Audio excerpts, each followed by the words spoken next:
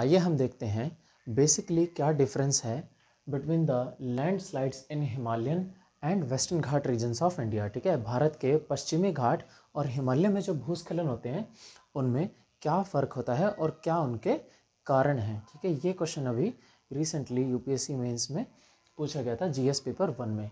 तो देखिए, सबसे पहले अगर हम नेचुरल कॉजेज़ की बात करें जो यहाँ पर इम्पैक्ट करते हैं, बेसिकली हम जो भी हमारे रीजंस हैं उनको दो कैटेगरीज में डिवाइड कर सकते हैं, नेचुरल और एंथ्रोपोजेनिक। मतलब नेचुरल जो हमारे नेचुरल रीजंस के प्राकृतिक कारणों की वजह से होते हैं, और एंथ्रोपोजेनिक जो हमारे ह्यूमन एक्टिविटीज़ ह्यूमन इंटरफेरेंस की वजह से रीज़न होते हैं। ठीक है, तो सबसे पहला अगर हम जियोलॉजिकल देखें यानी भौगर्भिक कारक जो हैं हमारे कहाँ पे, हिमालयन रीजन में। ठीक है, तो ये हम देखते हैं हिमालयन रीजन के बारे में, और ये है हमारा कौन सा, वेस्टर्न घाट्स के बारे में। ठीक है, तो ये हमारा कौन सा हो गया, ये हिमालयन रीजन के बारे में, और ये हमारा क्या हो गया, वेस्टर्न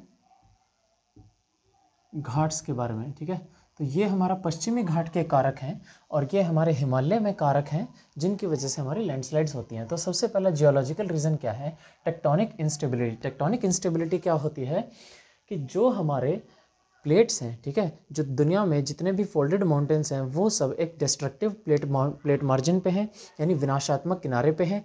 ऐसा ही हमारा हिमालय जो है वो टेक्टोनिकली इंस्टेबिलिटी है, यानी जो हमारा हिमालय है यहाँ पर, तो वो एक डिस्ट्रक्टिव मार्जिन पे है, वो प्लेट धंसी जा रही है कहाँ पे, यूरेशियन प्लेट के अंदर।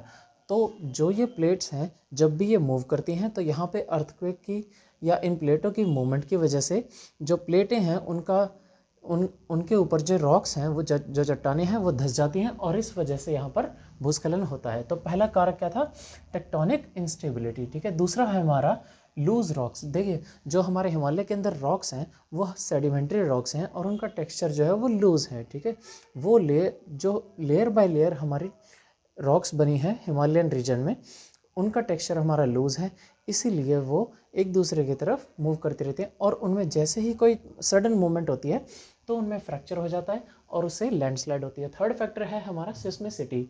हमारा जो हिमालयन रीजन है वो हमारा सिस्मिक जोन में जोन 5 के अंडर आता है। भूकंप आने की संभावना यहाँ पर सबसे ज़्यादा है भारत के जितने भी सिस्मिक जोन्स हैं। ठीक है, तो उनमें सिस्मिसिटी अगर हम इसकी देखें तो वेरी हाई है, इसीलिए जब भी यहाँ पर कोई छोटा सा भी भूकंप आता है, छोटी सी भी हलचल होती है प्लेट्स में, तो यहाँ पर लैंडस्लाइड के चांसेस सबसे ज़्यादा होते हैं। चौथा रीजन है हमारा जियोलॉजिकल, क्या है, राइजिंग ग्लेशियर लेक्स। ठीक है, तो जो हमारी ग्लेशियर लेक्स बन रही हैं, जो हमारी पेरेनियल रिवर्स हैं जो सारे साल चलती हैं, उनसे क्या होता है, हमारे ग्लेशियल डिपॉजिट्स बनते हैं। ग्लेशियर्स जो हैं, ग्लेशियर से जो भी हमारी रिवर्स आती हैं वो उनमें बहुत ज़्यादा इरोजन से मटेरियल लेके आती हैं, और जो हमारी ग्लेशियर लेक्स हैं जैसे जैसे ये बढ़ती हैं, क्योंकि उनके अंदर वेजिटेशन भी है, तो वो वेजिटेशन धीरे धीरे जो इंटरनल रॉक्स हैं, यानी कि जो लेक है उसके अंदर की, उसकी निचली सतह की जो चट्टानें हैं उनके अंदर क्रैक्स डेवलप करती हैं, और जैसे वो क्रैक्स डेवलप होते हैं तो वहाँ से रॉक्स डिसइंटीग्रेट होती हैं और वहाँ पे ये लैंड्स जो हैं वो स्लाइड डाउन कर जाती हैं। तो यहाँ से ग्लेशियर लेक्स एक फैक्टर है। और कॉम्पोजिशन ऑफ रॉक्स, देखिए जो हमारी ये हिमालय में जो रॉक्स हैं वो किससे बनी है, सेडिमेंट्री रॉक्स है। ठीक है, लेयर बाय लेयर। तो उन रॉक्स की जो कंपोजिशन है वो लाइट है, वो हमारी सॉफ्टर रॉक्स हैं, हिमालय के अंदर जो पाई जाती हैं वो हार्ड नहीं है। तो इसलिए जो भी अगर हमारी कोई भी थोड़ी सी मूवमेंट होती है प्लेट्स में, तो तभी इन रॉक्स का जो इरोजन है और इनकी वेदरिंग है, चाहे वो केमिकल वेदरिंग हो या मटेरियल वेदरिंग हो या फिजिकल वेदरिंग हो, तो वो वाटर से, रिवर से और केमिकल से यहाँ पर जो इनकी वेदरिंग है वो बहुत ईजिली हो जाती है, और इसमें लैंडस्लाइड्स के चांसेस बहुत ज़्यादा हैं। ठीक है, नेक्स्ट हम देखते हैं क्लाइमेटिक फैक्टर। जो हमारे हिमालयन रीजन में क्लाइमेटिक फैक्टर क्या क्या काम करते हैं, सबसे पहले रेनफॉल। अगर रेनफॉल जो है हमारे हिमालयन रीजन में जहाँ पर भी होता है, सबसे ज़्यादा हमारे शिवालिक बेल्ट में होता है। हमारे हिमालयन में सबसे नीचे है यहाँ पर शिवालिक बेल्ट, और शिवालिक बेल्ट में जब हमारा रेनफॉल होता है तो वाटर जो है वो पर्कुलेट कर जाता है रॉक्स के अंदर, और जब वो रॉक्स के अंदर पर्कुलेट करता है तो वो सॉफ्टर रॉक्स हैं उनको ब्रेक करता है, और हाइड्रोस्टैटिक प्रेशर की वजह से जो रेनफॉल से हमारा वाटर उनके अंदर पर्कुलेट होता है, हाइड्रोस्टैटिक प्रेशर की वजह से वो रॉक्स को तोड़ देता है और उससे हमारी लैंडस्लाइड होती है। नेक्स्ट है हमारा हाइड्रेशन। हाइड्रेशन क्या है, जो हमारा वाटर है ये जब पर्कुलेट होता है माउंटेन्स के स्लोप्स में, तो रॉक्स के अंदर जब ये पर्कुलेट होता है तो जो अपर रॉक्स हैं, ठीक है, अगर ये कोई रॉक है हमारी तो इसके जो अपर बॉडी है यहाँ पर अपर रॉक में वाटर यहाँ पर सॉलिड पोर्शन रहता है और जब नीचे पर्कुलेट होता है वाटर तो इस पोर्शन को वो क्या बना देता है, सॉफ्ट। तो ये पोर्शन जो है जल्दी ये पोर्शन जल्दी सॉफ्ट हो जाता है और टूट जाता है और इसकी वजह से जो ये पोर्शन है इस हार्ड रॉक का भार झेल नहीं पाता और यहाँ से लैंडस्लाइड हो जाती है। तो ये है हमारा हाइड्रेशन। नेक्स्ट है हमारा स्लोप एंड ग्रेविटी, ठीक है। तो जो देखिए जो हमारा हिमालयन रीजन है इसके अंदर स्टीप स्लोप्स हैं और ग्रेविटी का पुल यहाँ पर ज़्यादा है। आइसोस्टेसी में आपने पढ़ा होगा, आइसोस्टैटिक प्रेशर यहाँ पर हमारे हिमालयन रीजन में ज़्यादा है। तो ये भी एक हमारा क्लाइमेटिक फैक्टर है जो लैंडस्लाइड्स को बढ़ावा देता है। नेक्स्ट है हमारा river and glacial erosion.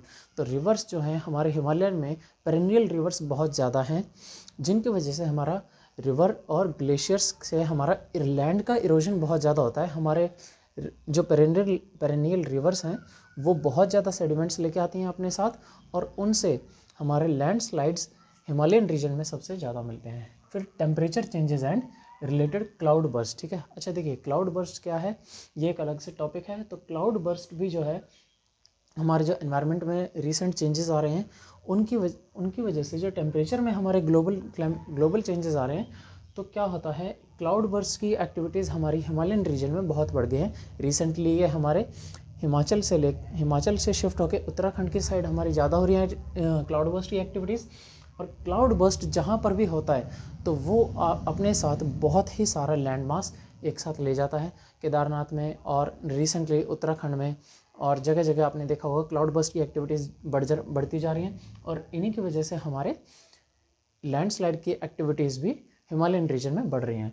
Next है हमारा एंथ्रोपोजेनिक या इकोलॉजिकल फैक्टर्स, जिसमें ह्यूमन एक्टिविटीज़ की वजह से हिमालयन रीजन में हमारे लैंडस्लाइड हो रही है। क्या, सबसे पहले तो हाइड्रो पावर प्रोजेक्ट्स जो हमारे बन रहे हैं 171 हमारे hydro power projects Himalayan region में काम कर रहे हैं which are prone to the landslides, ठीक है। एंड डैम्स हमारे हिमालयन रीजन में हर 32 किलोमीटर पे एक डैम कंस्ट्रक्ट हो रहा है। तो डैम्स का जो कंस्ट्रक्शन है ये क्या करता है, कैटास्ट्रॉफिक और डायस्ट्रॉपिक मूवमेंट का काम करता है रॉक्स में, जहाँ पर भी मतलब संपीड़न और संकुचन बल। तो जब भी हमारा वाटर एक रिजर्वॉयर में स्टोर होता है तो वो एडजेसेंट रॉक्स पे प्रेशर डालता है और जब वो प्रेशर बहुत ही एक्सेसिव हो जाता है तो वो रॉक्स हमारी टूट जाती हैं। जो डायस्ट्रॉपिक मूवमेंट होता है रॉक्स का उसकी वजह से लैंडस्लाइड्स होती हैं, अर्थक्वेक्स आते हैं। टिहरी डैम में ही ऐसा केस हुआ था हमारा, दैट वाज डिजास्टरस, ठीक है। तो डैम्स का और हाइड्रो पावर प्रोजेक्ट्स का कंस्ट्रक्शन भी लैंडस्लाइड्स को बढ़ा देता है। रनिंग ऑफ रिवर प्रोजेक्ट्स, तो रनिंग जो हमारे रिवर लिंकिंग प्रोजेक्ट्स है इससे क्या होता है कि जो रिवर का नेचुरल फ्लो है वो डिस्टर्ब होता है। That causes to the different, क्योंकि जब भी हम कोई रिवर प्रोजेक्ट्स बनाएंगे, रिवर लिंकिंग प्रोजेक्ट्स या रिवर पे हम कोई डैम बनाएंगे तो हमको उसका रूट जो है कोई डाइवर्ट करना होगा, ठीक है। वाटर फ्लो जिससे हमारा किसी और डायरेक्शन से जाए और वो नेचुरल फ्लो को डिसबैलेंस करता है। That causes into the landslides in some places, ठीक है। तो जो वो ये माइनर एरियाज में लैंडस्लाइड्स कॉज करता है। रोड्स एंड बिल्डिंग कंस्ट्रक्शन, तो जो हमारे रोड बन रहे हैं और बिल्डिंग्स बन रही हैं, जहाँ पर भी हम माउंटेन्स में रोड बनाते हैं तो वो स्टीप स्लोप पे नहीं जाती, रोड्स हमारी एक कंटूर में डेवलप होती हैं, कंटूर में बनाई जाती हैं। तो क्या होता है कि माउंटेन का अगर ये हमारी एक रोड है तो यहाँ पे क्या होता है, स्टीप स्लोप होता है और यहाँ पे एक ट्रेंच होता है। तो एक्चुअल में हम क्या कर रहे हैं कि माउंटेन का जो स्लोप है हम उसे और भी बढ़ा रहे हैं, ठीक है।